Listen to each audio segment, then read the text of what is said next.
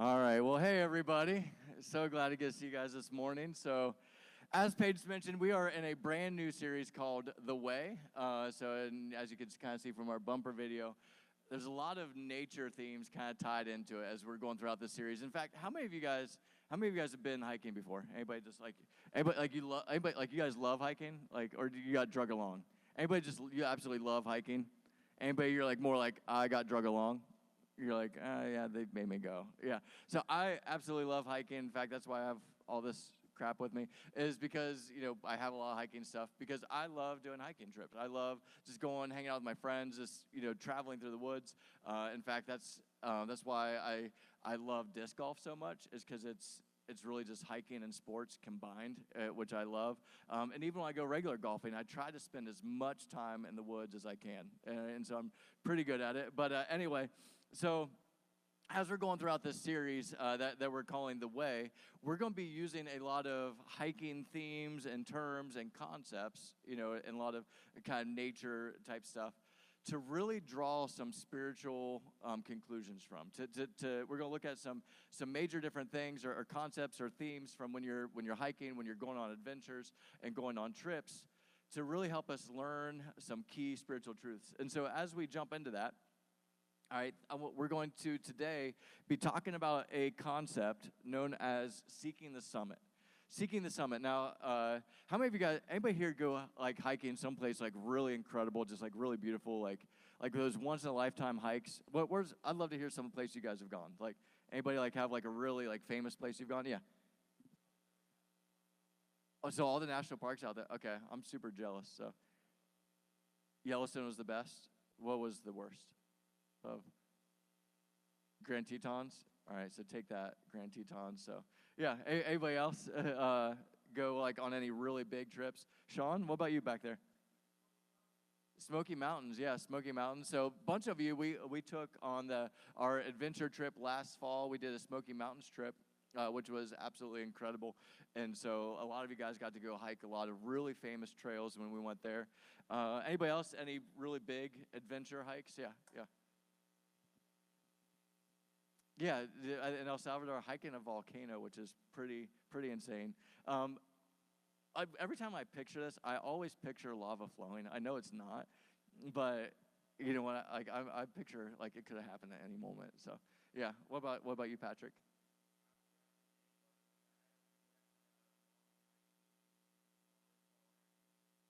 Oh, that's super cool. Yeah. That's awesome. There's a lot of great spots out there in Nevada too. So anyway, so when you're hiking in some of these big adventurous places, one of the big things that you're doing, oftentimes in a lot of places that you hike, not all of, but a lot of, is and this is going to tie into our main concept for today, is you're often seeking the summit, right? You're seeking the summit. You're starting in one place, and you're trying to build your way up to that apex view at the top, where what is known as the summit. And so here's some famous summits throughout the world. Just show you guys a couple. All right, so I don't know where that one's at, but it's gorgeous. I would absolutely love to go there. And so there's places like this. That one's out at Yosemite right there. And so you can see Half Dome on the right. This right here is the Grand Canyon. So I got to hike the Grand Canyon years ago. So I hiked all the way down to the Colorado River in the bottom, and then all the way back out in the same day on the South Rim, which is really, really cool. And so one of the things that's interesting about hiking the Grand Canyon is you actually technically end at the summit, all right? Because you're hiking down. All right, but then you're summiting on your way out. So you're hiking up to the summit, on the way out. And so really, really beautiful places. I've got to hike some really cool stuff around the world. I'm kind of jealous that you've got to do like all the out west parks, because that's kind of our family bucket list.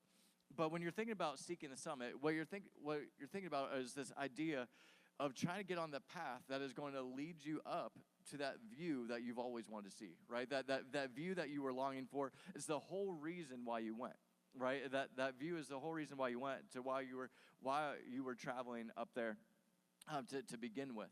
And so that's where we're going to be going as we're looking at today's message, because ultimately what I want us to see is what the true summit in life really is, what we're truly aiming for and what we're truly longing for. Because what we're going to see is, as you've heard us quote and talk about before, where Jesus tells the parable of the servants, what we're longing to hear at the end of this life is to hear God say to us when we reach the next life, to hear him say, well done, good and faithful servant. Well done, good and faithful servant, because of how we lived our time here with eternity in mind. In fact, when I pray over my kids every single night, that's one of the things I often pray for them. All right, before we send them off to bed, one of the things I often pray for them is that they would hear God say to them one day, well done, good and faithful servant. All right, and that's not only my prayer for my kids, that's my prayer for every single person in this room. This past Wednesday, before we get into the meat of this message, this past Wednesday we talked about this concept, or this group of people, as we were jumping into our series called Villains. All right, and we talked about a group of people known as the Pharisees. And so throughout this series that we're going through, we're going to be each week we're going to be comparing and contrasting two different people in the New Testament. All right, so usually two completely different people. One of the times we're comparing the same person to himself at different points in his life. But we're going to often be comparing two different people and what they were shooting for, what they were aiming for, what we saw in their life versus what we saw in the life of someone else. And so today we're going to be contrasting the Pharisees, all right, with Jesus. The Pharisees and what their teachings were like, were the things that they were focused on versus the things that Jesus was focused on. And so before we do that, just to give you guys a little bit of a background, in case you weren't here on Wednesdays, about who the Pharisees were, what I want you to understand is the Pharisees, most of them were kind of chasing after a lot of the wrong things. The Pharisees, if you're reading through the Old Testament, you don't really see the Pharisees show up on the scene at all in the Old Testament. In fact, they come in what's known as the intertestamental period. So between the Old and New Testament in the Bible, there's about 400 years between when the Old Testament ends and the New Testament begins. And there's a lot that happens in that 400 years. You're like, how could so much happen in 400 years? Well, our nation's not even nearly 400 years old, right? Like, we're just slightly over 200 years. So a lot can happen in 400 years. During that 400 years, all right, you have these Pharisees that come on the scene. So Israel gets taken over by Rome. All right, Rome is in charge.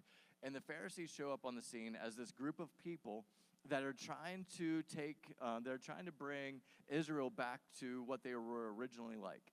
And the big issue that they're seeing that caused them to kind of wander or kind of get taken over by Rome was a lot of the sin issue in Israel.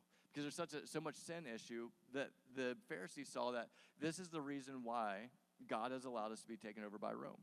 So the Pharisees were often trying to really deal with sin, all right, in the Jewish culture. They were trying to deal with sin so that they could reclaim their independence.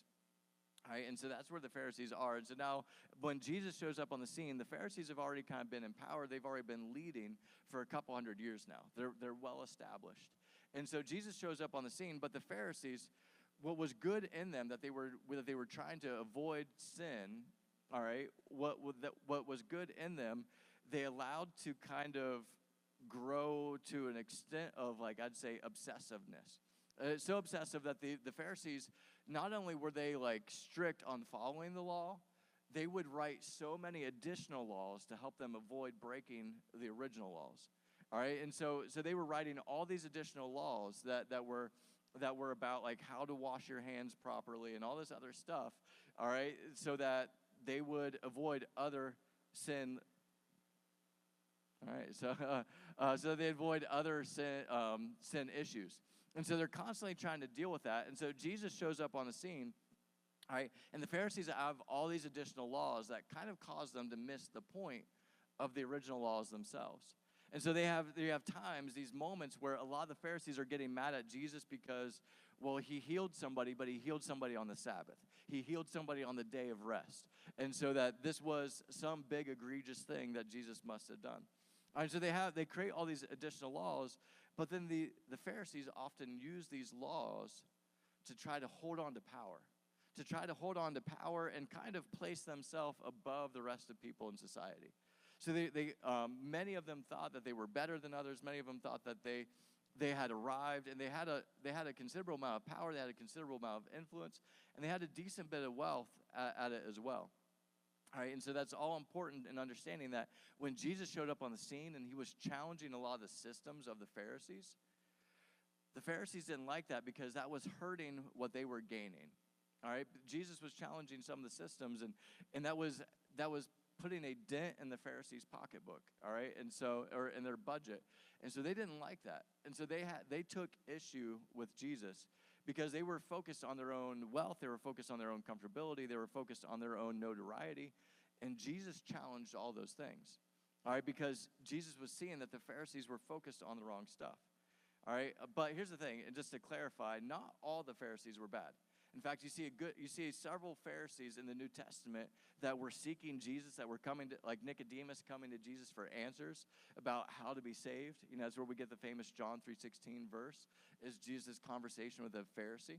All right, you have another moment where some of the Pharisees are wanting to arrest Jesus. They're arguing over him and kind of saying, hey, you know, he needs to be killed for this. He needs to be put on and all that stuff. And they're like, you're going to condemn. And one Pharisee stands up and is like, you're going to condemn him without even a trial.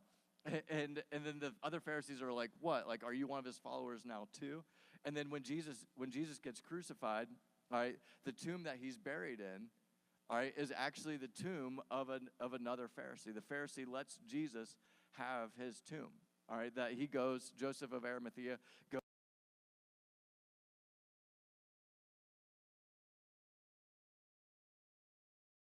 of them were. All right, but Jesus in the book of Matthew, Matthew 5 through 7, you have Jesus telling his most famous sermon of all time, known as the Sermon on the Mount. And this is where we find ourselves. Jesus is teaching here. All right, in Matthew 7, and this is kind of going to be the theme verse throughout this series. In Matthew 7, starting in verse 13, Jesus says this. He says, enter through the narrow gate, for wide is the gate, and broad is the road that leads to destruction, and many enter through it. But small is the gate, and narrow is the road that leads to life, and only a few find it. See, right here, Jesus is clearly telling his listeners that there's two different paths in life. Right, there's two different paths. There's an easy path and there's a hard path. But he's like, here's the thing. The easy path, yeah, it's comfortable. All right, it's paved nice and smooth. You know, it's not rocky at all. There's all these great advertisements and billboards along the way. But here's the thing is it leads to death. It leads to destruction. All right, but he said, but there's a narrow path, a narrow road that leads to life. And he says only a few find it. It's not because this path is hidden, right, from people. Only if you find it because it's more difficult. All right, it's not the easy path, and because it's more difficult, a lot of people just avoid it. And what he's saying is following God is the more difficult path. Living for Christ is the more difficult path, but it's the path that leads to life. All right, it's the path that leads to those ultimate rewards that we want, not just in this life, but for eternity. And what Jesus is saying here is there's one path that's really easy, but man, it ends terribly. But there's another path that's more difficult, but it's 100% worth it. All right, just a little bit before this passage, in the exact same sermon, all right, just one chapter before, Jesus tells this, and it kind of this building on this idea of putting the first things first. Jesus says this. He says, don't store up for yourselves treasures on earth. All right, he's saying don't worry so much about accumulating stuff and junk and all this stuff for this life. He says, don't store up treasures for yourself here on earth where moth and vermin destroy and where thieves break in and steal. All right? Think about this way for a second. How many of you guys have just stuff in your room that you could care less about? All right? How many of that is stuff that you had to have in the moment? Right? We all have stuff that we thought we had to have that now it's buried in a closet. It's under a pile of other stuff that you had to have. That you're like, this stuff is stupid. Like, why don't we just get rid of this? Like, if your parents were like cleaned your room like while you were gone today and threw half this stuff away, you wouldn't even miss it. You probably wouldn't even recognize it was gone for at least 6 months, right? If not longer. But you had to have it at the time. And that's what Jesus is saying is that all that stuff that we chase after that we think we have to have in the moment that we would sell out to have this. He's saying, what happens to it? Moths destroy it, vermin, thieves break in and steal it. Basically, it rots, it decays, and it turns into nothing. All right? But, he says, but instead, store up for yourselves treasures in heaven, where moth and vermin do not destroy, and where thieves do not break in and steal. Because this treasure that we store up for heaven is eternal, it's secure, and it's safe, it's protected. For where your treasure is, there your heart will be also. He says, for where your treasure is, there your heart will be also. And this is what we mean by seeking the summit. It was what he's saying is the thing that your eyes are focused on, your heart is focused on, that's where your treasure is going to be. You know, if you want temporary treasure that's going to rust, that's going to decay, that's going to become worthless and nothing, then keep seeking after the things of this earth. But if you want an eternal treasure, if you want stuff that lasts forever, if you want eternal rewards, what he's saying is then work in this life focused on the next life. Work in this life focused on the next life. That what you're saving up for, what you're banking, shouldn't be just about here. It should be about what's eternal. All right, I had a pastor that would always put it this way. He would say that there's only 3 things in this life that are eternal. All right, God, his word, and his people. Everything else rusts. Everything else decays. Everything else rots.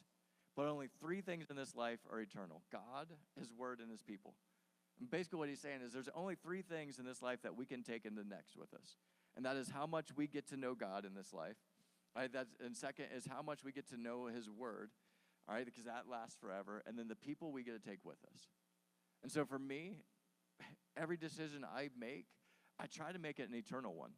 All right, and for me as a father, as a parent, as somebody that's trying to lead our home the best I can, my philosophies and how I make decisions in life, my core philosophy as a husband, a father, all those things, my core philosophy is begin with the end in mind. And what I mean by that is make decisions based off of what I want long term. All right, to know that makes a lot of my decisions very, very simple. Because when situations, kind of present themselves where I have to make a decision, it's not what do I want in this moment, which can be a very fleeting feeling. It's what do I want long term? What do I want long term for my family? When I'm trying to raise my kids and I'm trying to make decisions to help not make them, just a happy kid, but more importantly, make them a holy adult. When I'm trying to make decisions like that, those decisions become very easy because I'm not concerned about what's going to give my kids short-term happiness. All right, I'm concerned what's going to make them healthy and strong for eternity. I think about it this way for a second. What if, and you're all going to get the right answer on this because it's obviously going to feel like a trick question. All right, would you rather have $1 million right now or penny doubled every day for a month? You're like, yeah, penny doubled every day for a month because you already heard this one before, right? All right, and you're like, well, if you're asking me, then it's some stupid trick. All right, well, we'll just go and throw the math up here. All right, a penny doubled every day. First day you have a penny. Second day you have 2 pennies. All right, third day you have 4 pennies. It's very, very slow at first. But it's this idea of delayed gratification because you fast forward, day 7 you have what? You have like 64 pennies. All right, not that gratifying. All right, but day 15, all right, or day 15 you're up to $163, right? Which is a lot better than 63 or 64 cents, but still not quite $1 million. You fast track over to day 24, and you're at nearly 84,000. You're at 83 something, right? And so you're like, okay, this is starting to get somewhere. Still not close to $1 million, and you're well through over half the month, all right? But you try not to panic. Then you fast forward all the way down day 28, and you've passed $1 million, right? You're at what, 1.3? All right, fast forward to 30 days, and you're at $5.3 million. See, here's the thing is you're like, well, of course I knew, don't take the $1 million, take the penny double day every day for a month. But what if I didn't say doubled every day for a month? What if I said, how about a penny doubled, once a month? And now you're stretching that for 30 months. All right, what if I said, what about 30 years instead? Where you're like, well, I could invest that $1 million. Let's take all that stuff out. But if all you were going to get is what I gave you, you weren't allowed, you would obviously, it's when you delay that gratification for much longer, you're like, man, that's harder, right? That's harder. So it seems less worth it, even though it's nearly 5 times as much. Turn that into a 31-day month instead, and you're at 10.7 million. All right, but so often, the answer seems so simple when somebody asks a question. They're like, well, would you rather, like this much or this much? You're like, well, obviously this much. And you're like, it seems so simple until it comes to real life decisions, right? Real life decisions where it's Which do I want that immediate gratification now in this situation? And you can probably all think about situations that maybe even faced this last week. Do I want this immediate gratification now? Or do I want to delay that gratification for something bigger or better later? And this applies to everything. Those moments where I can fit in this moment, all right, or I can take a stand, which is going to be harder. All right, it's going to cost me something right now, but I can take a stand for my faith.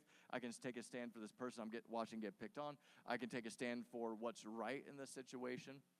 All right, I can take a stand, and yeah, it's going to cost me something in this moment, but it's going to produce something later. It's going to produce something bigger and better in me later.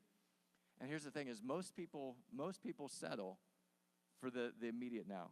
Right? Most people settle for the immediate now. And when you take the obvious trick question out of it and you put real life scenario to it, you're like, yeah, no, I'd probably take the easier option.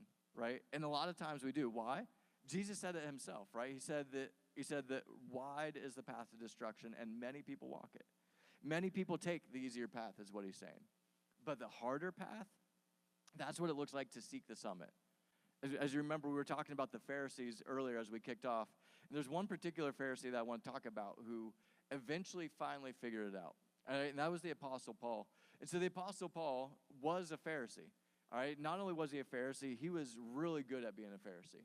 All right? When it came to standing up for God's law, when it came for trying to protect it at all costs, he even went to the extent of trying to go arrest and kill every Christian he could because he thought they were lawbreakers, because he thought that they were disobeying God's law by worshiping. At the time, he thought Jesus was an idol and a false prophet. And so he was doing everything he could to stop it.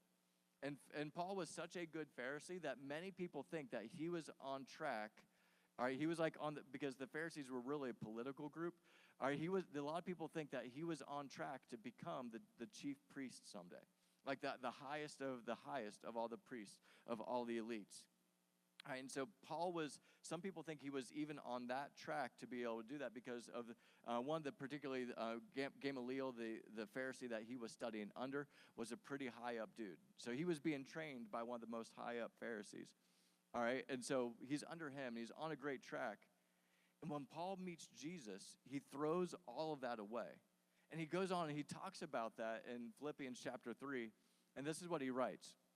He says, all right, so some people are challenging him as Paul's going around to all these different cities leading non-Jewish people to Christ. You have these other people that are coming in saying, hey, all these people need to follow all the Jewish laws and all that stuff. And so Paul says this. He says, if someone else thinks that they have reason to put confidence in the flesh, right? So Paul is no longer putting confidence in the flesh. He's basically saying, I have more. He's like, I could if I wanted to, but I'm not gonna. He says, circumcised on the 8th day of the people of Israel, of the tribe of Benjamin. All right, and him pointing this out, he says, of the tribe of Benjamin, he's making a really big statement here because back, if you remember our All Church series last year, we talked about the fallen kingdom when Israel had fallen. You had Judah and Benjamin were the only two out of the 12 tribes of Israel. 10 of the tribes bailed on God. 10 of the tribes said, you know what, we're done following God. We're going to chase after idols. Only 2 remained following God, and that was Judah and Benjamin. So what Paul's saying here is he's like, I was so like holy, like by the law standard, that I'm even from the tribe that refused to walk away. Like that refused to walk away. He's saying that's how good my track record is. He says, a Hebrew of Hebrews. He says, in regard to the law, I was a Pharisee. I was an expert in the law. As for zeal, like how passionate I was for God, I even persecuted the church. I would kill anybody that I thought was opposed to God. And then as for righteousness based on the law, he says, I was faultless, right? He says, but whatever were gains to me. So all this stuff that I chased after, all these accolades, all these personal accomplishments of all these things he was doing, he says, whatever were gains to me, he says, I now consider loss. He was chasing after these things. These were his number one goal. His life was wrapped around these things. He says, I now consider them loss. Why? For the sake of Christ. He says, what is more, I consider everything a loss because of the surpassing worth of knowing Christ Jesus my Lord. All right, for whose sake I have lost all things. What he's saying is Paul was loaded. All right, he was rich. He was in perfect position to keep getting richer and richer. He had a position of power. He had a position of authority. People looked up to him. People listened to him. People wanted to shake his hands in the marketplace and wave at him, and people are cheering him on. He had all of this going on. He had popularity, notoriety, fame, wealth. He said, I threw it all away. I let go of all of that stuff because it was all, he said, it was all loss compared to to knowing Christ. He says, I consider those things garbage. All right, we're going to come back to that word here in a second. He says that I may gain Christ and be found in him, not having a righteousness of my own that comes from the law, but one that comes through faith in Christ. The righteousness that comes from God based on faith. All right, so what Paul's saying here, he's saying, I threw all of that stuff away to have Christ. All right, to chase after Christ instead. In fact, the word that he uses there for garbage is, you guys get to learn a little bit of Greek today, is the word skubalon. All right, go ahead and say it with me. Say skubalon. You guys ready? No, you can do better than that. Skubalon. All right, and what skubalon means is it means garbage or rubbish, or my favorite translation is dung. All right, all those things are things that get thrown away, right? Like think about it. Like, you don't like throw away your garbage and then like chase after the trash man as he's like pulling away. Like, wait, I changed my mind, right? Like, you don't do that. Like, you just don't. You don't throw stuff away and be like, oh, you know what? I kind of wanted that. Like, when you throw it away, it's gone. You don't. And the last translation is dung. Like, you don't flush the toilet and be like, oh, did I make the right decision there? Can I take it back? Like, can I go downstream and catch this thing somewhere? Like, no, you don't. Paul's saying, like, I let go of all of my old life so I might have the life that Christ has for me. That's what he's saying. He's like, I was willing to let go of all of those things in order to pursue Christ, in order to chase after Christ. And here's the thing is, what I want you to understand is it's not wrong to have goals. All right, it's not wrong to achieve things. It's not wrong to have aspirations. What Jesus was getting at in the earlier passage is he's saying when those things become our treasure, when those things become the sole focus of our hearts, then we miss it. We miss it. We miss the point. And when we get fixated on those things, and when those things take place of Christ, then they're wrong. Then those things have become idols. All right? And that's the thing is, a lot of things that become idols in our life are actually good things. Anything can become an idol. All an idol is something that I worship over Christ. All right? And so anything can become an idol, even good things. That when those things take place of Christ as the number one seat in my heart, then it's become an idol. And what Jesus is really getting at here, and what Paul's really getting at here, is that we have to learn to put the first things first. All right, we have to learn to put the first things first. And that's what it means to seek the summit, is as we are pursuing Christ, we will experience other great things along the way. But if we're only chasing after those things, then we're going to miss what Christ really wants us to aim for. Paul goes on to say, to wrap up this passage, he says, I want to know Christ. Yes, to know the power of his resurrection. All right, but then this next part's a little bit strange, coming from somebody who, from a worldly standpoint, once had it all. He says, and I want to know the participation in his sufferings, becoming like him in death, so that somehow attaining to the resurrection from the dead. All right, what he's saying here is he's saying, I want to know Christ so much that I would follow him anywhere. That no matter how hard the road gets, no matter how difficult it is to follow, no matter how difficult it is to stand in some places, in some areas, or when I'm being challenged, he says, I'm willing to. I'm willing to go through whatever it takes to know Christ in the fullest extent that I can. He goes on, he says, not that I have already attained all this or have already arrived at my goal, but instead I press on and to take hold of that which Christ took hold of me. He's saying, I'm pressing on, I'm charging through, I'm pushing forward whatever obstacle comes my way, whatever barrier comes my way, I will push through it, all right, so that I may obtain Christ, all right, so that I may take hold of what it is that Christ is having me aim for the reason why he took hold of me.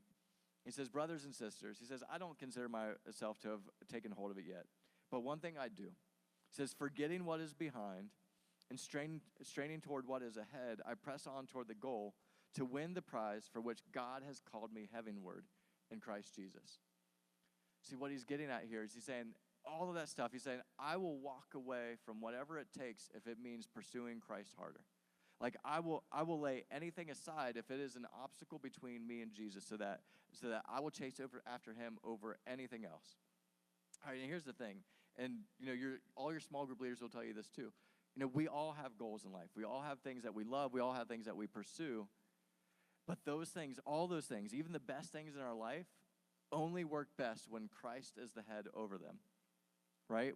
In my marriage, all right, if I allowed my wife to become an idol, I'm going to be a worse husband to her than what she deserves. All right, but when I allow Christ to be on the seat on the throne and him to be over my marriage, all right, then what I'm going to bring to my wife is going to be far better than I would have if I made her number one. The best place I can put my wife is on the seat behind underneath Christ. All right, because if I try to put her above Christ, I'm actually going to bring her less. But if I am pursuing her while I'm chasing after the cross, everything I have to offer her and bring her is going to be better. The same as a father, who I am as a father, if I allow my kids to become my idol, all right, and granted, that's easy for me to do because I wanted to be a dad since I was in 4th grade. All right, if I make my kids my idol, then, man, I'm going to be a lesser father. I'm going to be a worse father because I've put them over Christ. And so what I'm going to bring them is going to fall short of what I would have brought them if I was chasing after the cross. Same with my career. All right, it doesn't matter what our careers are. That if I chase after Christ first, where I will take my career, where I'll take my job, where I'll take my livelihood, is going to be far better if everything that I'm working for, I'm working as if I'm working for Christ and not human masters. Then I'm going to bring God my best. And so while we're seeking the summit, what we have to realize is that the views along the way are going to be far better than they are down on the paved path. All that's down on the paved path are advertisements for more and more things to make you feel like you're missing out and you got to drive to the next exit, and the next exit, and the next exit. But when we're seeking the summit, that's where we discover what Christ has for us, and that's where we experience his best when we get to the top. Let's pray. God, I thank you so much for everybody in this room. God, I just pray that you take our hearts and that you help us to chase after the things that are of you. God, help us to put you first above all else. Lord, help us to chase after the summit, knowing that whatever we lose in this life for your sake, God, will be a gain to us in the next. And so, God, help us to seek you above all else. Help us to put you in the throne over our hearts, and Lord, everything else that we chase after, may it come second or third or even less compared to you. But God, may you be number one in our hearts, and may we chase after you above all else. And may we find all the other joys and greatness of life made far better when you're a part of them. God, we love you, and it's in Jesus' name we pray. Amen.